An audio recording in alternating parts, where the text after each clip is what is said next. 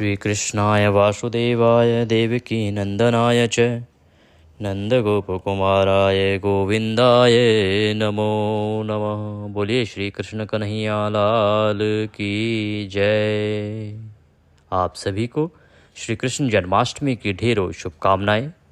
आज के वीडियो में बात करेंगे कि कृष्ण जन्माष्टमी का व्रत किस प्रकार से किया जाता है, किन नियमों का आपको पालन करना चाहिए, व्रत कब खोला जाता है, कुछ लोग कहते हैं तोड़ा जाता है, कुछ लोग कहते हैं कब पारण किया जाता है, व्रत का पारण कब करते हैं, क्या खाते हैं और क्या इसकी विधि है, भोग किस प्रकार से लगाएंगे, भोग में क्या बनाएंगे और व्रत किस प्रकार से करेंगे, संपूर्ण जानकारी आपको अगले कुछ मिनट में दी जाएगी।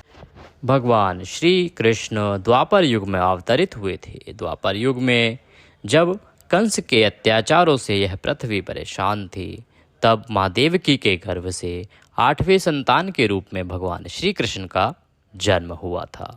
जन्म का समय मध्यरात्रि था। भाद्रपद मास के कृष्ण पक्ष की अष्टमी तिथि थी और रोहिणी नक्षत्र था। ये तीनों संयोग जब बनते हैं तभी जन्माष्टमी प्रतिवर्ष मनाई जाती है। तो लोग कहते हैं कि जन्माष्टमी आज क्यों नहीं है, कल क्यों नहीं है, कब करनी है, ये इतने कन्फ्यूज़न क्यों है। देखिए, जो सही गणना करना जानते हैं, जो सही गणनाकार हैं, वो इन 3 आधारों के अनुसार ही जन्माष्टमी का निर्धारण करते हैं। क्योंकि जब भगवान श्री कृष्ण प्रकट हुए थे, जब उनका जन्म हुआ था, अवतरित हुए थे, तो ये संयोग था। भाद्रपद मास की अष्टमी तिथि थी कृष्ण पक्ष की, मध्यरात्रि, और नक्षत्र कौन सा, रोहिणी नक्षत्र। तो इस वर्ष 2024 में 26 अगस्त को मध्यरात्रि को ये तीनों संयोग बन रहे हैं। भाद्रपद मास की अष्टमी तिथि है, मध्यरात्रि होगी और रोहिणी नक्षत्र भी रहेगा। इसीलिए 26 अगस्त की मध्यरात्रि को जन्माष्टमी पूरी दुनिया में धूमधाम से मनाई जा रही है। वृंदावन में जन्माष्टमी 27 अगस्त को मनाई जाएगी। लोग ये भी कहते हैं कि जो तो सबसे बड़ा मंदिर है बांके बिहारी जी का, वहाँ 27 को क्यों है। हमें ये समझना पड़ेगा कि वृंदावन में जो उत्सव मनाया जाता है वो नंदोत्सव के नाम से जाना जाता है। नंदोत्सव क्या? जब नंद बाबा के यहाँ भगवान कृष्ण पहुँचे, जन्म उनका मध्यरात्रि को हुआ था, लेकिन नंद बाबा के तो अगले दिन ही पहुँचे थे। तो इसीलिए आप देखेंगे कि प्रतिवर्ष वृंदावन में जन्माष्टमी अगले दिन ही मनाई जाती है, जिसे हम नंदोत्सव कहते हैं। इसीलिए वृंदावन में 27 अगस्त को जन्माष्टमी है। मथुरा जहाँ पर प्रकट हुए भगवान, जहाँ जन्म हुआ भगवान का, वहाँ 26 अगस्त को जन्माष्टमी है। ये तो हुआ जन्माष्टमी की बात। अब बात करते हैं कि आपको व्रत कैसे करना है और व्रत कौन कर सकता है। जन्माष्टमी का एक ऐसा व्रत है जिसे कोई भी सनातनी कर सकता है, जिसका शारीरिक स्वास्थ्य ठीक हो, जो नियमों के अनुसार व्रत करने में सक्षम हो। कभी भी अगर आपका शरीर साथ नहीं देता है, बीमारियां हैं, कुछ शारीरिक हालात ठीक नहीं हैं, तो ज़बरदस्ती करके व्रत हमें नहीं करना चाहिए, उसका कोई लाभ नहीं है। परंतु अगर आप शारीरिक रूप से स्वस्थ हैं तो प्रत्येक सनातनी इस व्रत को कर सकता है, या अन्य किसी धर्म को मानने वाले भी अगर करना चाहते हैं। तो हमारे भगवान कभी ये नहीं कहते कि ये करें ये ना करें। कोई भी जो शारीरिक रूप से स्वच्छ है, स्वस्थ है, नियमों का पालन कर सकता है, वह इस व्रत को करे। व्रत प्रातः काल से ही आरंभ होता है।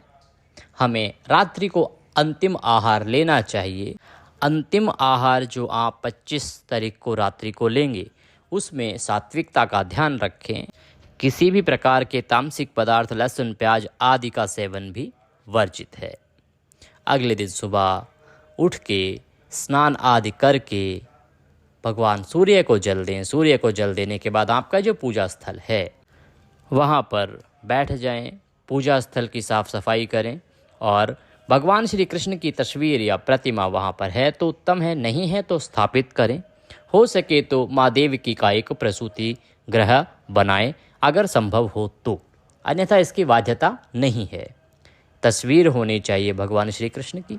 एक लोटे में, ग्लास में, किसी पात्र में जल लीजिए, भगवान को स्नान कराएंगे। जल में थोड़ा गंगा जल अवश्य मिला लें, भगवान को छींटे देकर स्नान कराइए, साफ वस्त्र से पोंछ दीजिए, रौले कुमकुम आदि का तिलक लगाइए, फूलों की माला पहनाइए, अक्षत लगाइए, घी का दिया जलाइए और व्रत करने का संकल्प कीजिए। ये पूजा होगी सूतक काल से पहले, इसीलिए प्रातः की जाती है। सायंकाल को पूजा नहीं की जाती है, फिर मध्य रात्रि को, क्योंकि सूतक आरंभ हो जाता है। इसीलिए आप देखेंगे मंदिरों में सायंकाल की जो आरती है वो भी नहीं की जाती है, सीधा मध्य रात्रि भगवान कृष्ण के जन्म के बाद ही आरती की जाती है। तो सुबह आप ये पूजा करेंगे भगवान श्री कृष्ण की, व्रत का संकल्प करेंगे। सीधे हाथ में थोड़ा जल लीजिए, दक्षिणा के रूप में 1 रुपये का सिक्का कम से कम रखिए। 3 बार बोलिए ओम श्री विष्णु, ओम श्री विष्णु, ओम श्री विष्णु। अपना नाम, अपना गोत्र बोलिए। जिस स्थान पर बैठ के आप यह पूजा संकल्प कर रहे हैं वहाँ का मकान नंबर, क्षेत्र का नाम, शहर का नाम, भाद्रपद मासे कृष्ण पक्षे अष्टम्यायाम पूर्णतिथि अमुक वासरे, जो भी वार है वह बोलिए, सोमवासरे। इस दिन हे प्रभु, आज के दिन हम जन्माष्टमी का व्रत व पूजन करने का संकल्प करते हैं। इसे आप स्वीकार करें और हम इसको अच्छे से कर पाएँ, इतनी हमें शक्ति प्रदान करें। संकल्प भगवान के चरणों में छोड़ दें, भगवान को नमस्कार करें। ओम श्री कृष्णाय नमः, श्री कृष्णाय नमः, श्री कृष्णाय नमः मंत्र का 108 बार जाप करें। संभव हो तो जन्माष्टमी की व्रत कथा सुने। कथा आपके पास नहीं है, आप पढ़ सकते हैं अगर है तो, अगर नहीं है तो हमारे चैनल पर भी सुन सकते हैं। आपको प्रत्येक महत्वपूर्ण कथा हमारे इस चैनल पर सुनाई जाती है। तो चैनल पर नए हैं तो चैनल को सब्सक्राइब कर लें ताकि आप कथा सुन सकें और पूर्ण लाभ ले सकें। कथा सुनने के बाद भगवान की आरती करेंगे, भगवान को नमस्कार करेंगे।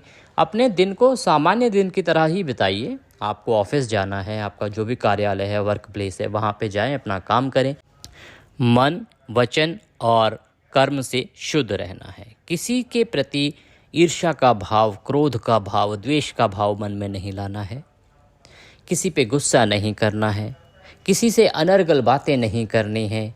अपनी वाणी में शुद्धता का ध्यान रखना है। भगवान श्री कृष्ण के चरणों में मन को लगाते हुए शालीनता के साथ अपना दिन व्यतीत करेंगे, ब्रह्मचर्य का पालन करेंगे। सायंकाल को आप हो सके तो किसी मंदिर जाइए, वहाँ पे दर्शन करके आइए। आप मंदिर में भी कृष्ण जन्माष्टमी पूजा उत्सव में शामिल हो सकते हैं। अगर आप घर पर लड्डू गोपाल जी की पूजा करना चाहते हैं तो रात्रि को, मध्य रात्रि को, जब भगवान श्री कृष्ण 12:03 के बाद का समय है, उसके बाद आप स्नान करेंगे। जो भी एक प्रमुख जन हैं, जो भगवान को स्नान कराने वाले हैं, उनको स्नान करना चाहिए। उसके बाद स्वच्छ वस्त्र धारण करके एक किसी पात्र में जल लीजिए, भगवान को स्नान कराइए। अगर आपके पास लड्डू गोपाल हैं तो उनको पहले शुद्ध जल से स्नान कराइए, फिर पंचामृत से स्नान कराइए, फिर पुनः शुद्ध जल से स्नान कराइए। पहुँच के रौली कुमकुम आदि का तिलक लगाइए, फूलों की माला पहनाइए, घी का दिया जलाइए। उसके बाद भगवान को भोग लगाएंगे। भोग में मक्खन मिश्री आपको रखना है और इसमें आपको धनिए की पंजीरी बनती है, उसका भोग लगाना है। भोग की थाली सजाइए, भगवान के सामने रखिए और उसी समय उसमें एक तुलसी का पत्ता, तुलसी दल रखिए। पर्दा कर दीजिए। मंत्र अगर हो सके तो पढ़िए, वरना आप निवेदन भगवान से भोग का लगा सकते हैं। ओम नाभ्यः आशीदंतरिक्षं शिष्णो जो हो समवर्ततः पद्भ्यां भूमिर्दिशः श्रोत्र तथा लोकाम न कल्पनः।